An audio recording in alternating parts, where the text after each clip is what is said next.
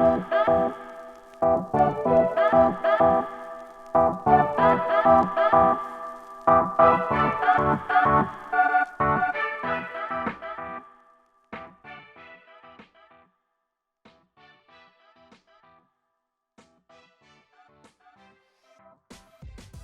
was switching careers. I was a radio DJ for over a decade. I started in upstate New York. I traveled down here to North Carolina. I was a nighttime top 40 DJ, became assistant program director, midday host, ran the websites, did a lot of content creation with being a radio DJ. And when I was switching careers, uh, this job with Shuckin franchising popped up, and I met with the co-founder Matt Pickenen, actually at the original Shuckin Shack, and we had a few drinks and we just kind of talked it over. And he said, "You know what? I want you to join our team. We are growing right now. It's a really cool brand, a really amazing company that is blowing up right now. We're at the very beginning stages of going national. Right now, we have 16 locations. By 2025, we're projected to have 50 locations. So just saw myself in this team. I saw myself in the CEO, Jonathan, in the co-founders, the COO, Bill Bartlett. We all have the same character, the same goals, and the same personalities. We're all really fun together, and we work really well together. So I saw myself in this Shuck and Shack team fitting very well, and I just, took a dive, didn't know where it was going to lead me, and now I'm nominated as one of the young ones to watch. So that's how I got into franchising.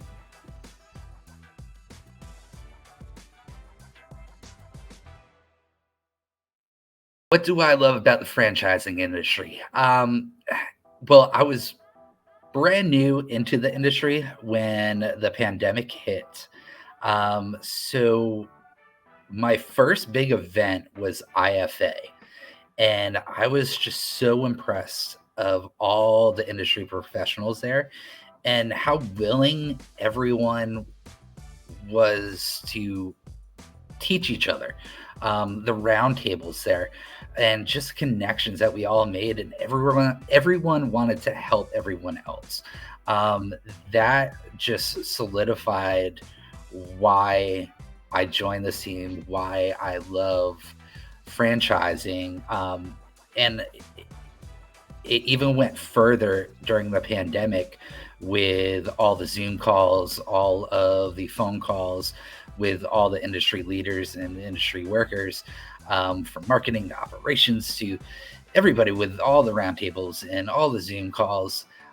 Everyone wanted to help everybody. And that's what I really love about the franchising industry, and why it is so, it's it's innovating itself.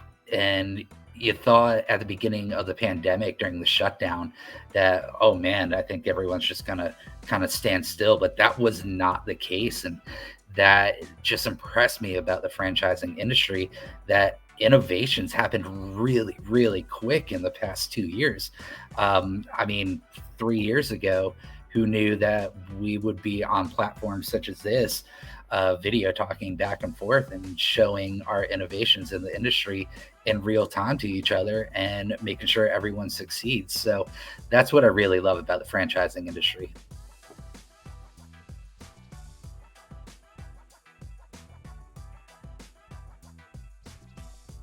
Participation is the biggest thing to make someone fit into the franchise industry.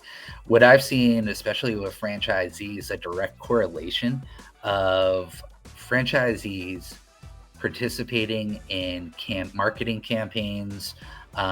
We have weekly happy hours that every Wednesday at 4 o'clock, everyone just takes a break. We set it up on Zoom. We crack open a beer and we just talk about each other's weeks. Um, just the participation of it and that direct correlation of who succeeds is a huge asset of your character in the franchising world.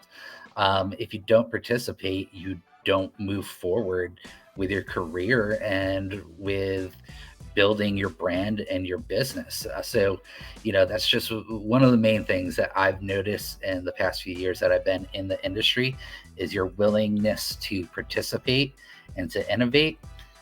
It'll take you far.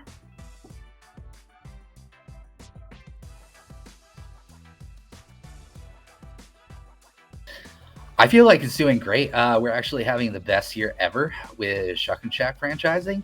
Our sales are ridiculous right now, and the right now with the uncertainty of what's going to happen in the future, I feel like we all learned a lesson a year and a half ago. Uh, we didn't know what it was all new to us, right? We didn't know what was going to happen during that initial shutdown, what was going to happen in the future, but we learned. um, Something I learned in the past was operate your business like a speedboat instead of a big barge.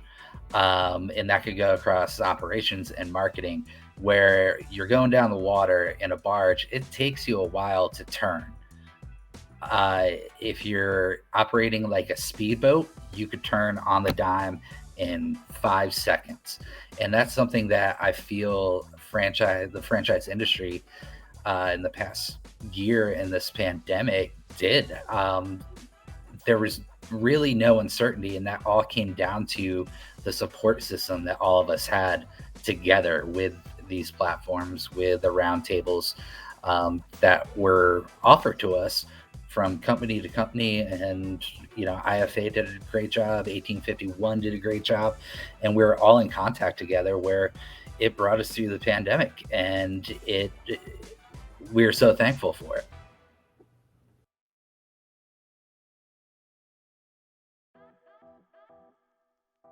My advice to other up and comers in the industry is just to participate, to call, connect, go to LinkedIn, connect with every professional that you can, go to the conferences, and continuously learn, read, keep up with trends.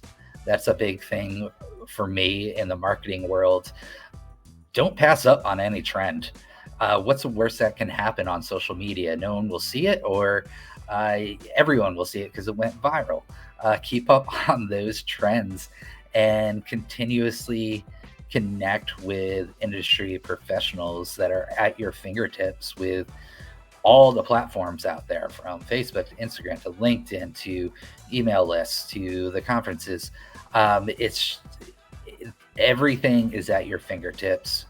Use it, participate, have deep conversations, or just have personal conversations. That's one of the main things that I've learned through the years in the industry, is that personal connection takes you very far. It makes you feel comfortable in an industry that looks really big from the outside, and then when you're on the inside, you figure out everyone knows everybody and everyone's willing to help everybody, and they're going to teach you how to be successful. So that's what I would pass on to other up and comers in our industry.